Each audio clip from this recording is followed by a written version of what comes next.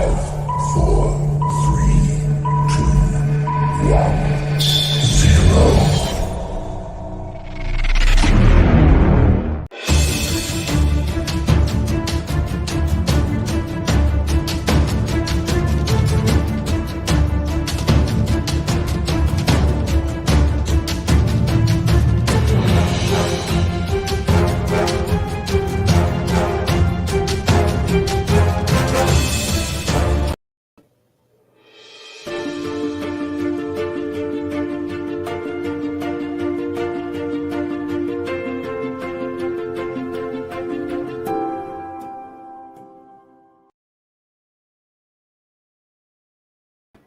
Hello, hello, hello. Welcome everyone. We are at the Global Empowerment Summit, and I am here with a new guest.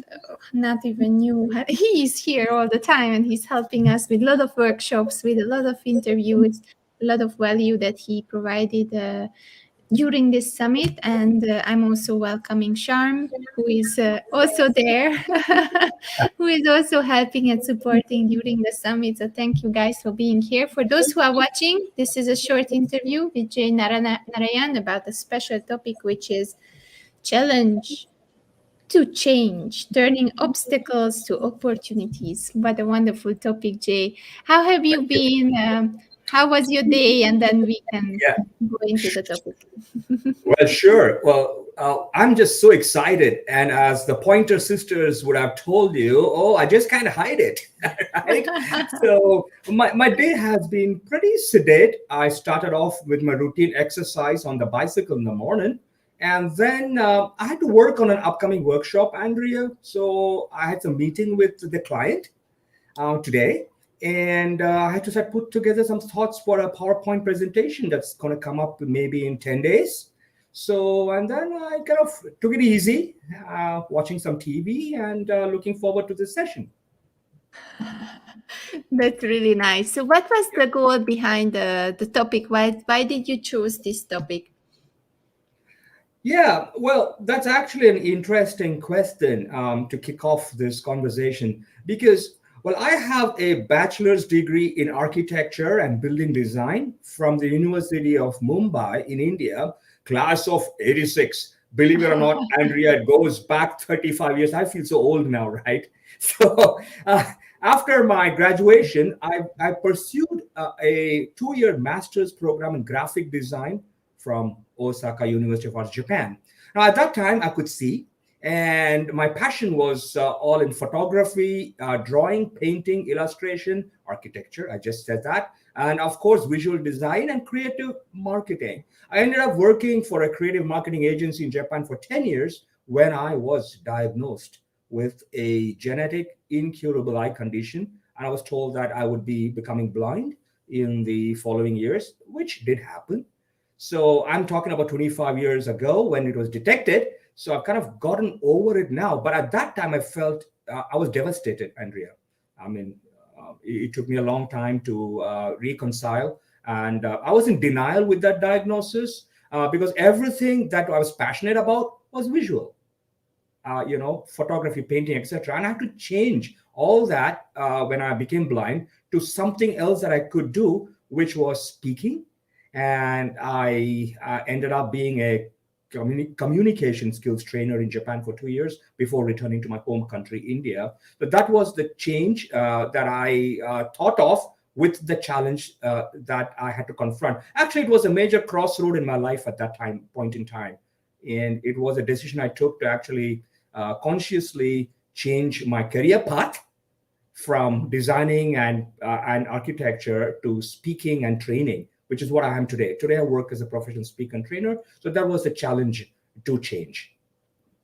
And it's kind of like the hardest. I don't know. I cannot decide whether it's hardest to be born without eyesight or to change from seeing to not seeing, because I believe that's a little bit a bigger hit because you lose losing this Mhm. the taste of a food or something after you already know that the pancake is so delicious, You know right? what? There are two sides. Yeah, Andrea, there are two sides to that observation because, well, those who are born blind or are blind at very young age do actually adapt faster and are far more independent than I am today. And they seem to be more confident about functioning independently because they've adjusted to it and they probably have taken on Braille or whatever else.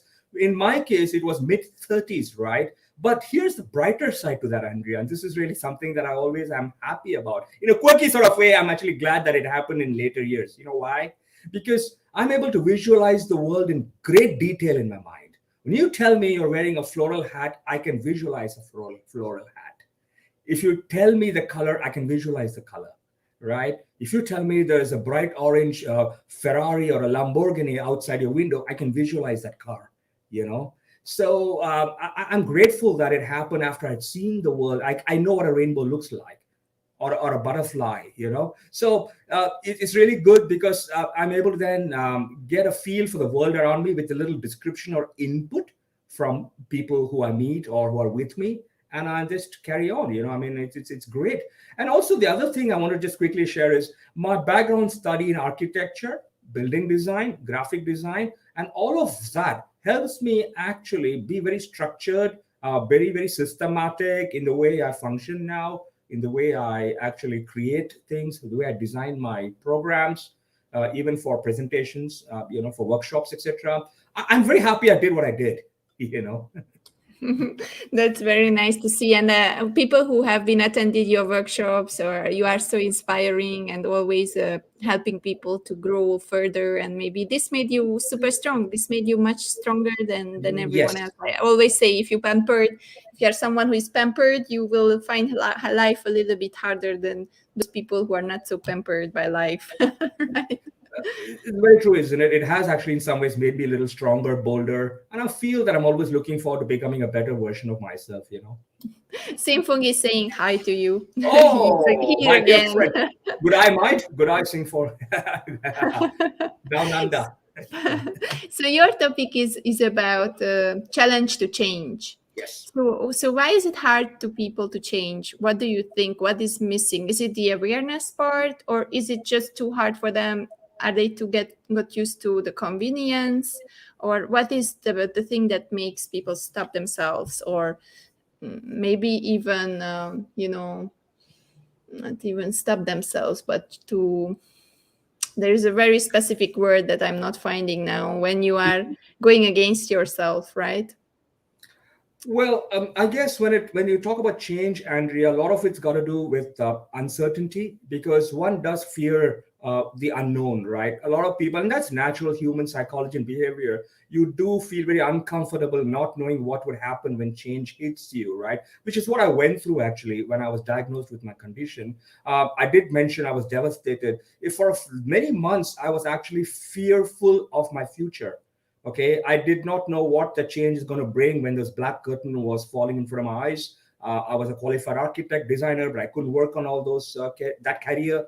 So the change actually brought with it a lot of uncertainty and a little bit of nervousness and all that. And that happens to a lot of people. So I do believe it's actually getting people to change is the challenge. It's not the change itself. It's getting a lot of people because they're so used to what they're doing otherwise in life. Maybe it's part of their comfort zone. Maybe maybe just got into a habit, and getting to kick that habit and start from scratch again to rebuild, to re-engineer, to restructure your life to a new way of doing things. That I found challenging. I think that's the biggest challenge. But I think the challenge, from my experience, it can be lightened a bit or maybe made a little easier if you accept what's happening. So one of the lessons I've learned, Andrea, which I would like to actually share as a tip is first accept what it is, right? Once you accept, then what happens is I do believe a lot of things start to slowly fall in place. And once you do that, you're not resisting it anymore. You must have heard of this, Andrea. What you resist persists. If you resist Yes. something too much, it'll persist. So first is acceptance, and Yes. I like to go to the deep details, right? I'm that kind of person, always curious. So Uh-huh. if you are someone like you who have been through this, you had this challenge, what was that little trigger Yeah. that made you Okay. do the change, make that one step that is needed? Yeah, again, I have to go back to my thought processes, but what, 25 years ago, right? So, what exactly happened in my head all those years ago? I'm trying to recollect, but I do remember one thing. And after, sharing my challenges with some of my immediate neighbors, some wonderful neighbors in Japan, and a few other friends, one of the things I realized is we do tend to live a lot in lack, and we lament and complain about that, which is what stresses us all out. And when I say live in lack, what I mean, Andrea, is in my case, for example, I was focusing a lot on what I did not have, right? I was thinking, like, oh my Mhm. goodness, I'm losing my vision, I'm going blind, I don't have sight. What am I gonna do? I keep on depending on others. That's not me, by the way. I'm a pretty independent person. I love going out, I love socializing, and I love getting a lot of fun from life. But that was not happening. So I was living in lack and sort of lamenting until I realized that word I just mentioned, acceptance. Once you accept and start appreciating. So the turning point, to answer your question, that little trigger was to understand myself, that I could still hear, smell, taste, touch, feel, Andrea. And when I started to focus on that, rather than focusing on not seeing, all of those senses started to support me. And they started to kick in and make my life a lot more enriching. Believe it or not, I started actually being able to hear better, feel better, smell and taste better, and getting a lot of enjoyment from those senses, right? And once I started to do that, slowly the other, the stress and the heaviness of going or losing my sight started to become lighter. I started actually enjoying a lot of what I was doing. People found me a lot more positive. That encouraged me. That, as you mentioned just a while earlier, made me a little stronger and bolder. And I realized that being a better version of myself through my challenges actually could be inspiring. A lot of people came up to me and said, you know what, we love your sense of humor. So I started focusing on that, Andrea. So it's been a part of my life a lot of times. Humor in all its forms, either in a book or comedy, or even listening to humorous people speak, stand up, all that. And I find that there's just so much that life has to offer. I'll just repeat what I said, because that was my trigger. Stop living in lack and lamenting, start accepting and appreciating. That helped Beautiful me. messages and a beautiful, inspiring story. I just love it. I love to share inspiring stories because, according to my experience, these stories are really getting into people. And then when they hear other people and their challenges, they start to connect and relate. And then after, maybe there is a little trigger in your speech that they will think a little bit further, and maybe they start something. Maybe they Yeah, start well, their because own if you live challenge. in lack and you're complaining, that is stressful. You agree, Andrea? If you live in lack and you're always complaining, it's stressful, right? Yeah. Yes. But when you accept and appreciate, that actually gives you a new perspective on life. You actually realize it's not stressful anymore. You're actually, whatever. I'm not trivializing anybody's challenge. I mean, in my case, my challenge is visual. A lot of people go through so many challenges. I'm not trivializing that. It's not easy, I know. But look for what can you appreciate in life with what you have, not with what you don't have. I think let's start with that we are alive. Yes. That's a very Yeah, yeah, good yeah, thing. yeah. And Yes, then yes. after that, you build it up, write a paper full of positive things around you, and then the rest will just be the rest, that what you said we have to accept, right? Well, one of the things that the doctor told me when I was diagnosed with this in Japan, well, as I was, she knew, of course, that I was shocked with that diagnosis, but she said, Jai, Jai-san, of course, which is the Japanese way of speaking, but she said, you cannot control your condition, but you can control how you will live with it from today. And that made the difference. I started reflecting on what changes can I make in my environment, Andrea. I told you I was an architect, right? So I started designing my room, my home, the home I live in right now, where I'm speaking to you right now. This has been designed by me, by the way, inside. That's beautiful. You found something that you like to do, and you found Yep. also Yep. someone who is supporting in your journey. And I think that's also super important, because sometimes these challenges are come in pairs, right? Because if someone is with someone and you are doing all this together, there are ups and downs, and then there are things that which neither of you can really comprehend, and it's just Yes. something that you have to deal with, right? Yep. Yep. Oh, we cannot control certain things. Yeah. So beautiful, beautiful things that you were sharing. What are the next steps after we got accepted the situation? After Yeah. we are already figuring out that we have to do something about it, we stop the lamenting, we stop the negative thoughts, Yeah. and what is the next step after that? Well, sure. In my case, I'll just share some pointers from what has worked for me, Andrea. The next step for me logically was to look at what is it I can do every day to add some value to my own life. And I say this deliberately, to my own life. What do I mean by that? I'll give you an example. What are two things you can do daily? Maybe three, but let's keep it to. What are two things you can do every day to make things a little easy for you, to just be able to overcome that challenge, whatever challenge you're going through? All right, or to make that a little lighter. Example: what adds value to my life daily?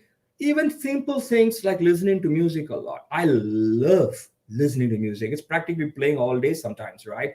It's rock, pop, jazz, blues, instrumental, reggae, hip hop, you name it, I listen to it. All right. So that's just an example. But also, what else can add value to your life? Maybe it's just, writing. Maybe it's a little bit of reading. Maybe it's painting. Maybe it's a walk in the park. What can add value to your life? Two things every day. In that process, you then go to step two, which is how can you add value to anybody else's life through that? So what happens is sometimes this is automatic, and this is my experience, Andrea. When you add value to your own life through two simple things every day, you actually are indirectly adding value to other people, because you're also becoming a changed person, right? Yeah, you are either becoming, as I said, stronger, bolder, bigger, braver, more positive, more optimistic, more, right? And people like that kind of to bounce off that, right? So what can you do? The natural process for me was, after I've accepted it, after I looked at how I could make things a little easy for me, I keep asking myself every day, what can I do today to add value to my life? And in that process, how can I add value to other people? Okay. And even exercising, even if it's for 30 minutes or 40 minutes, I think is a good example. Or even standing in front of an open window first thing in the morning to look out into the world. I can't see it, but I can feel it. That adds value to my life. Small, small things. It doesn't have to be big things, right? Mhm. One of the things I like to say, the first thing I do when I wake up every morning, my eyes open, I wake up, I get off the bed, I fold my blanket. Precisely, corner matching corner. It's like, and that comes from architecture, I guess, but it's beautifully done. It's like an origami work of art. Shram is jealous and she's probably envious, but she also, because she never can do that, right? But you know what I do, Andrea? This is the power thing, that affirmation I've learned to do myself. After I fold my blanket, I go to the mirror in the bathroom and say, Jai, one more day will unfold. Just two words: be grateful. I say this aloud. Beautiful.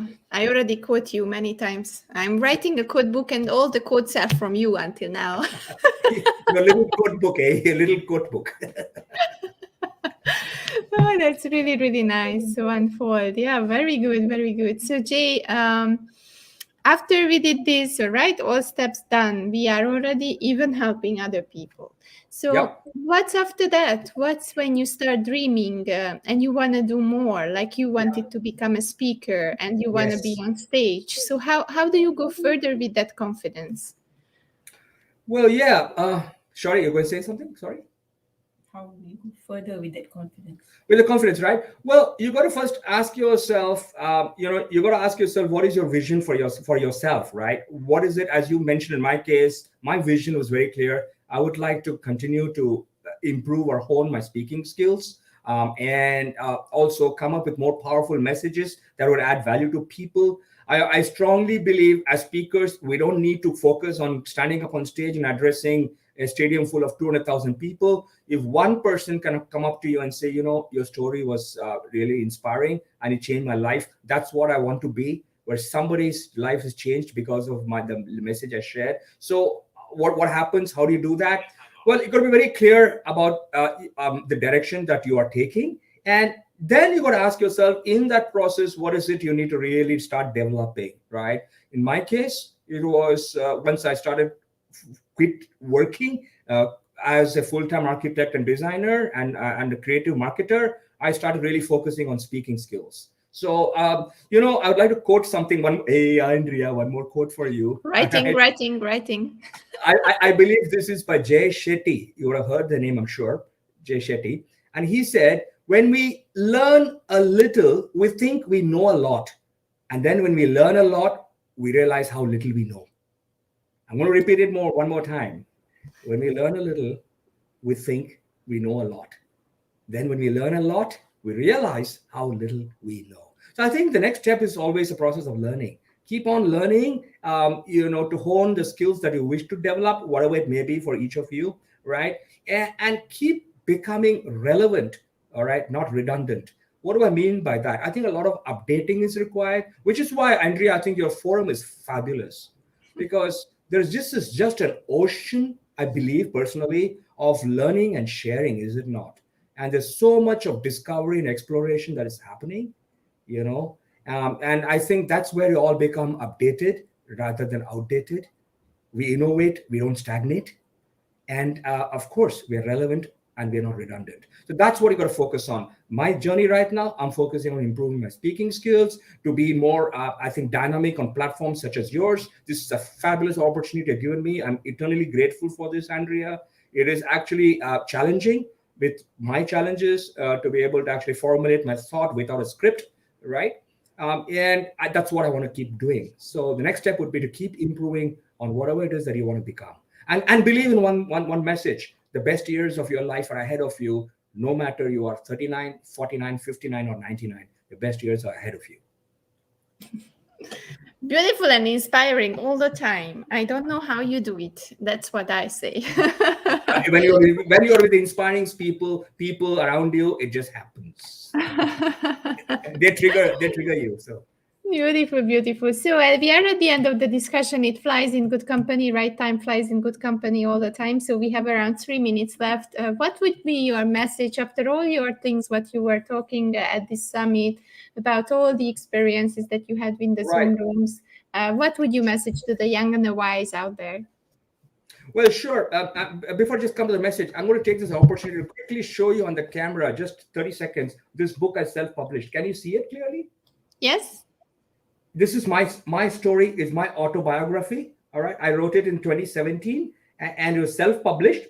So unfortunately, it's not available worldwide, but it is available from a publisher in India. But Andrea, I'm happy to carry a physical copy and sign it and hand it to you when we meet. All right. If you're interested, when I visit Malaysia. Now you see the title, it says From Challenge to Change, right? So can you see that clearly? Yes, we see the a whole little closer, maybe. You No, see the it's word really challenge cool. it has LLE in the middle. The challenge has LLE. LLE are lame, limiting excuses in your life. All right. If you drop that LLE, you will change. And I really love your acronyms. That's the second thing that I love. Back cover. Ta-da! That's me in my suit. Ta-da! Okay, so my message to all people, especially the young, would be a quote that I love. Actually, I'm going to share two quotes since you're into quotes and all that, right, Andrea? And one of them is by Sir Edmund Hillary, the first man, of course, to conquer Mount Everest, right?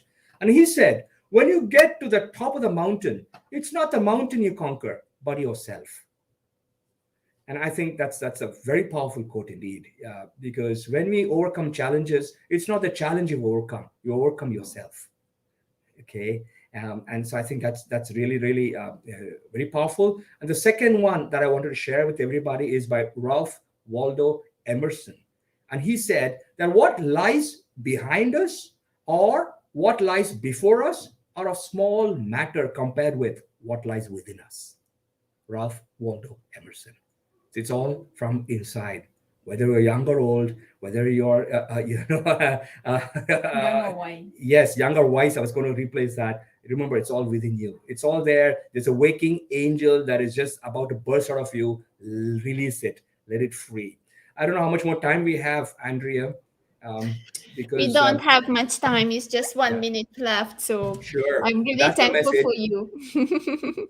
No, I just want to say be the best you can be. All of you are actually awesome. You're built to succeed. You're built for success. You just have to tap into that potential. Remember, even diamonds all have to be actually mined, and then they are polished and cut and faceted and all that become before they shine. So it's all there inside you. So just mine it and then polish it. You will be rock stars, all of you. That's my message to everybody. So please, guys, I would really encourage you to rewatch this many times, because Jay was saying us a lot of wisdom nuggets here. These are wisdom nuggets which has deep meaning. So what you have to do, you really have to spend some time to understand and digest all of it. And every single quote has a huge message behind it. And please just listen to this, write it down, ponder about it, think about it a little bit, and then you will see what's behind. And it's a life it's a message of a lifetime from Yeah, Jay, it is. from his book and from his experience. So thank you very much, Jay. I have to open the workshop room for Faiz Kamaruddin. Sure. It will be about how to ask great questions. So I believe everyone will love it. And Simfong is saying behind a successful husband is a wife nagging. Because Thank you you, like Mark. jokes. I'm going to get you for that. I'm going to just tell things from ahead of every successful woman is a man who is her husband. All right. Let's stop with the men's charm. We are stronger here. Let's Thank keep the you. balance. Thank 2 you. to 2. Absolute pleasure, Andrea, to be on your side. And you did a fantastic job. Hats off to you. Floral hats off to you. Thank you very much, guys. I will play the teaser now. Have a beautiful evening in India. And thank you very much for being here. Thank you. Yeah, God bless you. Thank you. Thank you. Bye. Goodbye.